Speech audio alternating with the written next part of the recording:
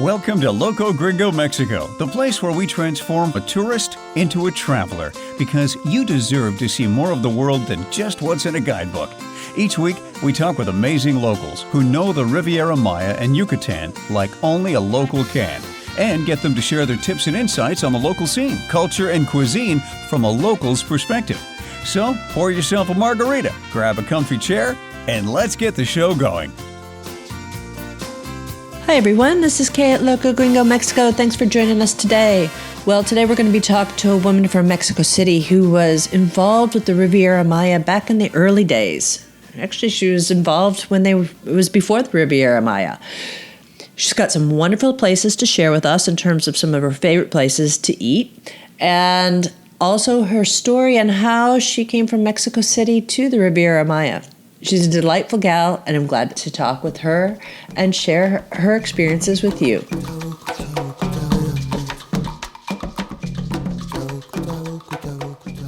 Hi, everybody. This is Kay here at Loco Gringo, and I'm really glad you're with us today. We're going to be talking to a friend of mine. Now, I have practiced saying her name, and after 20 years of being in Mexico, you'd think my Spanish would be better. We're going to be talking to Claudia. That's the easy part. Hurtado, Venezuela. Is that right, Claudia? Well, the last part is Valenzuela, but that's fine. Venezuela. Anyways, this is my great friend Claudia, and I'm really sorry that I've just ruined her last name, Venezuela. Hey, go with the flow here. Claudia's from Mexico City, and she came to Playa del Carmen in 2000. Claudia, I'm really glad you're with me today. How are you? Thank you for inviting me. I'm super grateful to be here. I am very, very flattered. Oh, no, it's my great pleasure. No, I remember Claudia and I, one of my fondest memories of Claudia and I is we were doing hurricane relief for Hurricane Dean down in the Costa Maya area south of Mahahual, and Claudia was delivering dog food.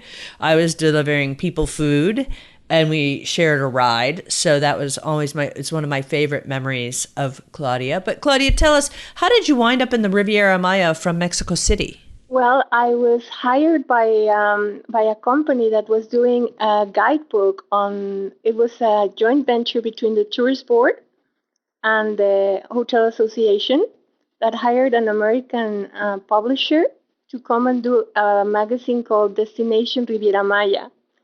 This was when I was hired while I was living in Jamaica, and they had their book on their destination called Destination Jamaica, and they wanted to do one on Riviera Maya, which was brand new in the year 2000. It was just coming up with the name Riviera Maya. We knew it as Playa del Carmen or even Cancun South, right? But we were making a book that was hardcover magazine to go in every hotel room in the 16,000 hotel rooms that the Riviera Maya had back then. Sounds like a lot, but it was just a tiny portion of what's there today. And how many rooms are there now today in the Riviera Maya? I forget. There's more than 45,000. Wow. But I don't have the exact number, and I knew you were going to ask me that when I would mention it. Well, as soon as you said 16,000, I thought, well, I wonder how many, and it does sound like a lot, because back then, it was a lot back in 2000, 2001, yes? Yes, well, it was starting to boom. The region was starting to boom, and that's when they started doing like the Fideicomiso de Promoción Turística, which is the tourist board, with like all the movers and shakers of the destination getting together to decide how to market it and how to promote it to the world. And they did marketing research and came up with the name Riviera Maya.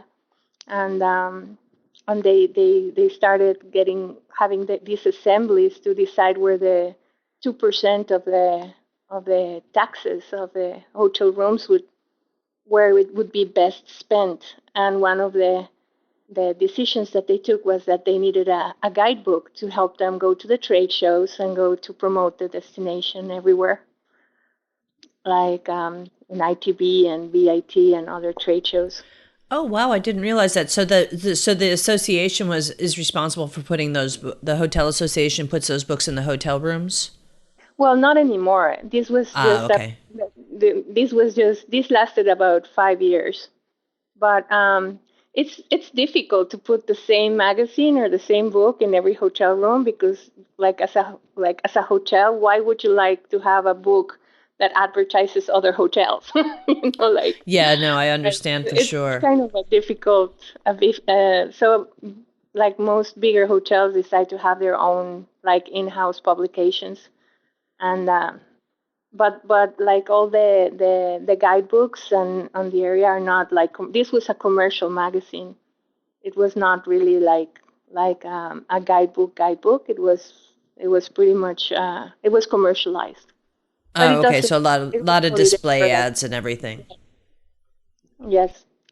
So after working for them, I really I was hired to come and actually meet every from the smallest tiny churro stand to the biggest hotel in the area. I was hired to come and meet everybody and write about the different areas and get information about all the what we consider Riviera Maya, which is Playa del Secreto all the way to Punta Allen. Oh, so the Riviera Maya includes the Siancán all the way to Punta Allen. Right. Right. Wow, okay. Well, the same office is commercialized in Cozumel as well. It's the same office that does the work for both.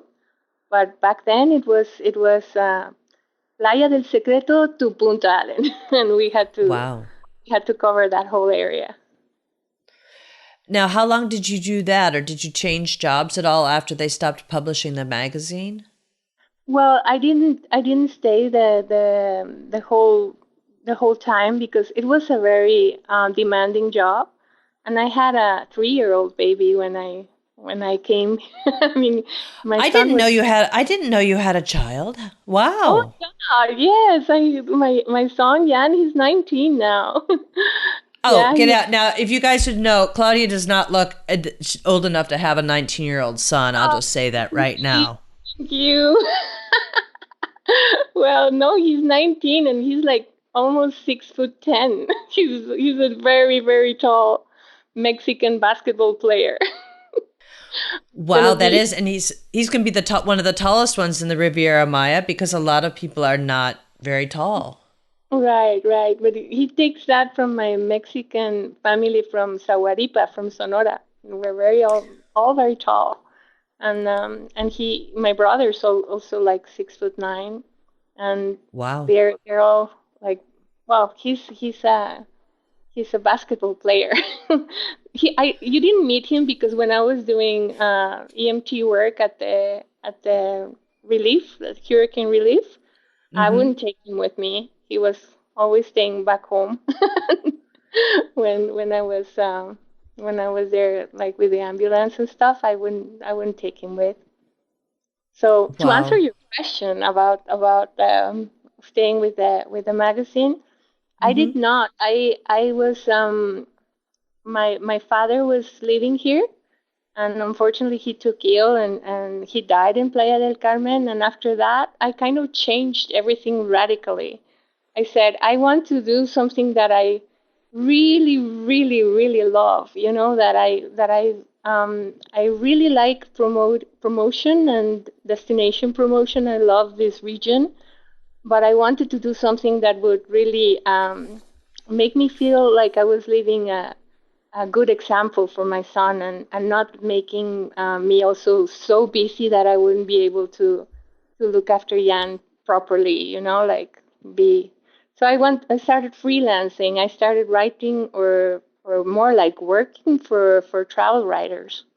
I I was very lucky to meet some of the nicest people around that came every year or every 6 months to update travel guides, like Can Do Guides from Laura and Perry McFarlane. Oh, They great people. very nice people. I love them. And then also David Bird from Fromers. He would come Mm-hmm. come every year, and also like use me as a scout, and we would go and research the area. But all these was freelance, so I started also volunteering for hospitals and for free clinics and translating for doctors that would come and do free work here until I found myself in the jungle and being asked, "Hey, doctor." I was like, "Oops, I'm not a doctor. I'm just a translator." So that's when I studied. I went to the Red Cross to study EMT, and that's when we met. Yeah, that's when we met. I had forgotten that that you were with the EMTs when we met during the Hurricane Dean. Right. Yeah, we were not there officially. It was really a very, very nice group of people that that came together, and just we were expecting the hurricane to hit on the Playa del Carmen area, so we were all following, and it was a group of people from your forum and from other places here in Playa, neighbors, hotels, that came together and started like sending help, like sending water and clothes and food and all kinds of stuff.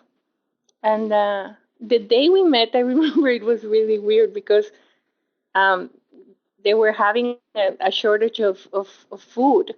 And then the Humane Society sent a truckload of dog food. And we were all like, oh my God, this is horrible because, I mean, we need the dog food, but we need to have the people food first, right? And yeah, so it was, we had to bring it into the community from Justa's side, from where Travel Inn and all the other places are, sorry. And yeah, those were interesting times. Yeah, But very interesting times. I think it was actually it was a beautiful thing. All the people from the Riviera Maya, from Playa Akumal, and to them going down to help with hurricane relief for Hurricane Dean. It was a great opportunity for the community to come together to help, which at the time Mahawal was a well, it still is remote, but it wasn't as developed as it is today. And they really needed a hand, and a lot of people stepped up to the plate, and a lot of places out of Playa del Carmen raised money. They did a great job. it was awesome. I met some of the. I mean, I met the best out of the people I knew already. This is what I take out of this experience. It was very beautiful to see how people like came out there and just like really took a lot of time and a lot of work, and they were out there helping people they've never met before, and that was beautiful to see. I always remember that with a smile. It was really So sweet. what did you do after you did your EMT work? Well, I still volunteer as an EMT, like occasionally.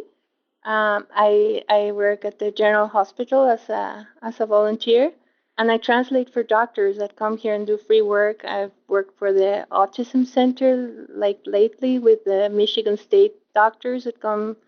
There's a group of doctors that come every year and do volunteer work, and I still translate for them.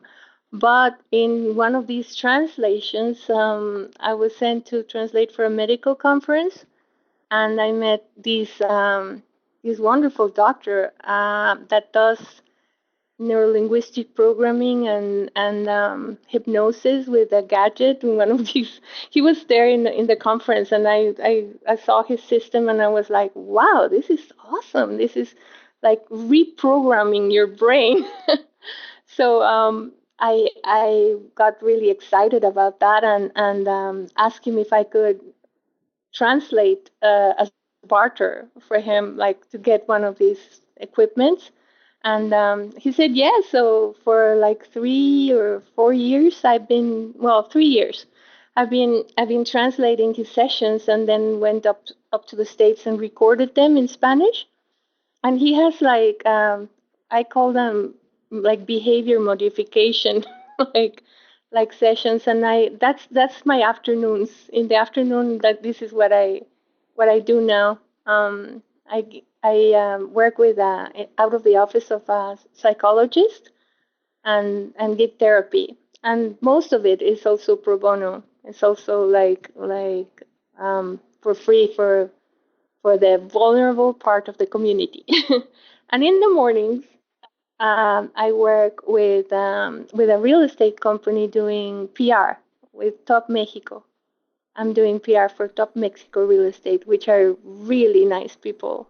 Yeah, they're I really nice was folks. actually, I was not really looking for work and in that area because I wanted to focus on what I wanted to focus on therapy and brain tap technology, but I was literally like found in the street. Like Tom saw me and he remembered me from when I used to admit the Facebook pages of the destination. Yep. I didn't say that. For many years, I was the admin of the Cancun, Riviera Maya, I Tulum, remember that. Cozumel. I was admin like 9 pages of the destination until they got so many fans that we needed a whole office to admin those. So I was doing that for 5 or 6 years, working for Rafael Batland, who is the marketing company for the brand Riviera Maya and for the tourist board from the region for the Mexican Caribbean. That was also a very very nice experience because my everyday looked like, okay, come up with a nice picture and then uh, and a nice picture and then put something like what would be a reason why you love this destination, and that made me really happy. It was very easy to wake up and say like, okay, Cozumel floats my boat, and put a nice picture of a girl in a kayak, a transparent kayak, and saw what the reactions of hundreds and thousands of fans sometimes. We just like posting their pictures and their comments and their likes and having to answer questions in 7, 8 different languages. Do you find your work more personally rewarding now as opposed to, I mean, I know that it's a lot of fun. We all work, when we work in promotions like you've done and I do it as well. It's a lot of fun. Do you find that your work with the psychiatrist is more fulfilling at all, or is it just different? Well, it's two very different areas of what I do. Um, the I love the tourism promotion part, which is like bragging about the place where I live, and I really love this place. I'm really proud of everything it has, and I really really like answering questions and telling people how beautiful it is. But this afternoon or like the therapy is also very very fulfilling in terms of what you get from people, their gratitude, their like making a life change, a behavior change. It's really really rewarding for me to be able to see somebody that is struggling with something and be able to be happy about just having their mind put in a different place with behavior modification and with something that is super easy to do. It's just like a technique and some like a few sessions and there they go. They can be a lot happier just with just putting a few minutes a day on working on their brain, on the way they process information.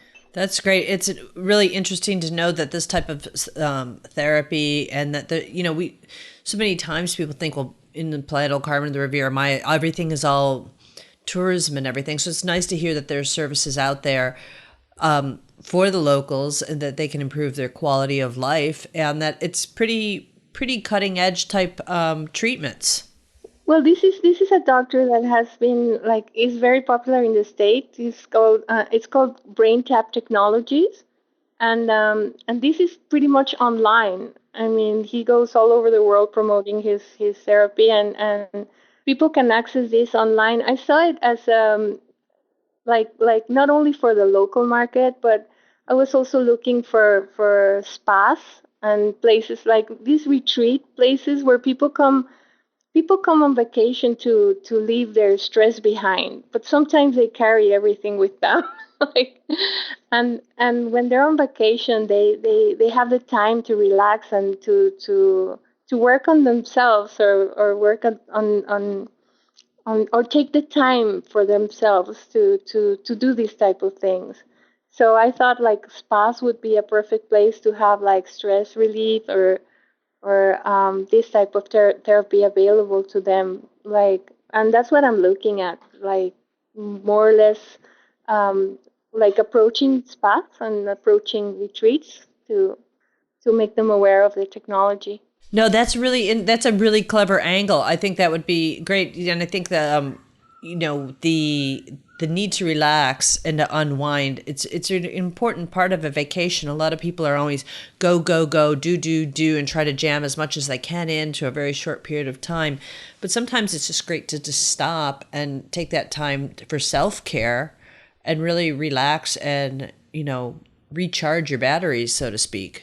I think you have here, like, you have all the tools to make it like a very, very relaxing experience, and you have all the ingredients to make it a perfect vacation, a perfect, like, time to get away and to unwind and to relax. And but some people find it like they have to be away from their place of origin, or from their place of work, to take time for themselves, to take time to get into this type of therapy, or get into this type of mindset.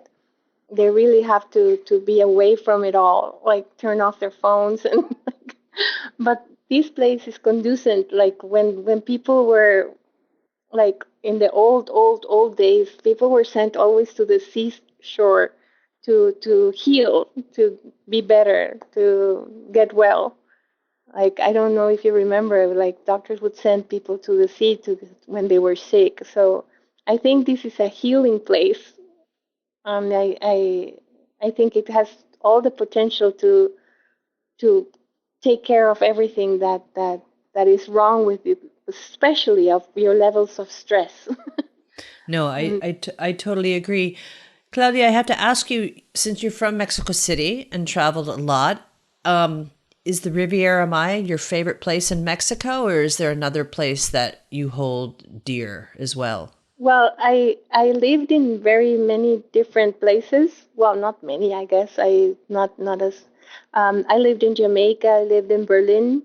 I lived in the States, in Miami, and I lived in Orlando as well. And by far, this is paradise. This is the best place.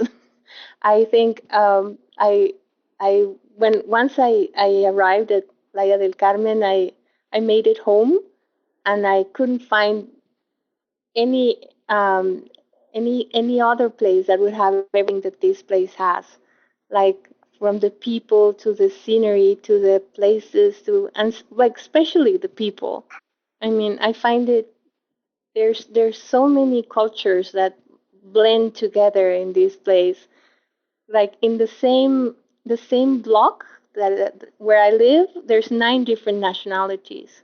You can be sitting at Sensi Bar one night and be just surrounded by 12 nationalities we counted the other day. And I love that. I love that people come from all like corners of the world and meet here, and they make it their home. And of course, I'm Mexican, and I love my countrymen, but I also love to be a part of like a multicultural region, where you're sure that if you go to a Greek restaurant, you're going to eat Greek food by a Greek cook. If you go to all the Italian places are really like run by Italians. Argentinian steakhouses will be with original chimichurri. Well, we have No, some I of understand. Yep. we have like Chicago pizzas, deep dish pizza style, like from Chendo, who's like from New York, so that's not really. He's not from Chicago, but he makes a mean pizza. And I need to go. I hear great things about his pizza, and I haven't been. Which we talk about food and everything. Do you have some favorite secret spots or little places either you go to eat or that you visit that you would recommend for people to discover for themselves? Because and I think I've mentioned this to you before. So I really want to give people that local feel. Too many times people are eating at their resort or in the hotel, and we want to encourage people to go out and do things to discover the wonders of the Riviera Maya and Yucatan for themselves. So do you have any little special places that you want to share? Oh, sure, I would love to. I mean, I do share this every time I have a chance. The like my favorite places here. I love ceviche. I really in Playa del Carmen. The places in Akumal, I leave all to you.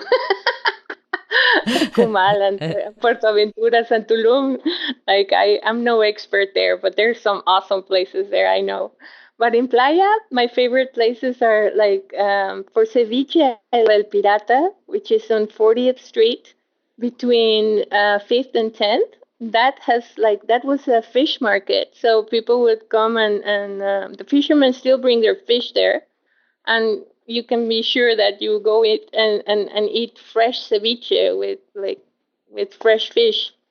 And then I love the Papa Charlie place, which is 30th Street between 25th and 30th. That has homemade pasta. I love that place. It's also a family-owned business that is well, Papa Charlie passed some years back, but his family runs this place, and it's a beautiful, beautiful setting with really good food and homemade pasta. And Jan used to work there when he was like 11, and he was paid in lasagna. That's my Oh, God, nice. yeah. And then around the corner there, of course I love Don Chendo. That's a favorite pizza place, the deep dish pizza. My mouth is watering right now. Yum yum. I would like some of that. But then which else? I love still the oldest place in Playa, the I'm sorry, La Tarraya is the only place that still keeps their original prices and where you can still have a fish fillet for less than 100 pesos in front of the beach. I cannot believe it because you are the second person in 24 hours who has talked about this restaurant. La Tarraya. Yep. Also, Gabriel is a super nice man. He deserves the. You see, I also love places because of the people who are behind them. Like Gabriel Millet. He's from Merida, the owner of that place. Every time there's doctors' missions or so, like, or there's any type of opportunity to help the community, Gabriel has helped. So I mean, I'm super happy that people are recommending his place because I love the place. It's and like you can still have the wonderful sea view of standing like sitting in the plastic chair with your feet in the sand and eating your wonderful ceviche for less than 100 pesos. That's great. That's great. And of course, there's more than 100 peso places that I love, like Sensi. I love their tuna burger. That is something I crave every weekend. And most Sundays you'll find me there. You'll find me like eating a tuna burger and having a tomato juice, like prepared tomato juice on one side of the table and the other side my tuna burger. And I will be Yum. yeah, I'll be sitting in their comfy lounge. They're not chairs, they're like day beds or so. That place I really like. And I like their music and I'm not the punchis type that goes to mamitas and to and to the other places. I like the lounging and the live music that is more like relaxed and chill. And because of the I ride my bike everywhere. So every day I'm discovering new places, and I have now developed an eye and an ear for new things. Um, like Perry and Laura will attest for that. I'm constantly sending them, hey, this opened that, they opened this, they opened that, and information about new places and stuff. I really like to keep an eye on that, and that's the part of me that like 16 years ago started like doing the research, and it's still there. Like I could not stop doing that because I kind of developed that. Oh, what is new here? What are they opening? What are they closing? What happened to this other place? Oh my God. But yeah, this would be my favorite places. Is this that I told you about? I think. Oh no, they all sound great, and I'm gonna have to go eat after this because I'm like salivating thinking about ceviches and pizzas and everything. Yeah. Oh, Claudia, can people contact you just if they would have questions, or where's the best place for people to keep up with what you're doing? To find you on Facebook, or what would be the best spot? Yeah, well, they can find me on Facebook, and I'm developing my website. It's Gracias Playa. Actually, I've been Okay. doing that website for a long time. I had it online for a long time ago. I had like work that I was doing at the hospital and patients that needed like sponsors, and I had tours and other stuff that I was selling. And with the commissions, instead of getting commissions for some stuff, it would go straight to the patients. But that didn't really work very well. So now I'm starting to develop that website again. I hope to have it ready in a couple of months. But yeah, the that would be the Gracias Playa website. And otherwise, I'm on Facebook, and I'm always very happy to answer questions on where to go, what to do, like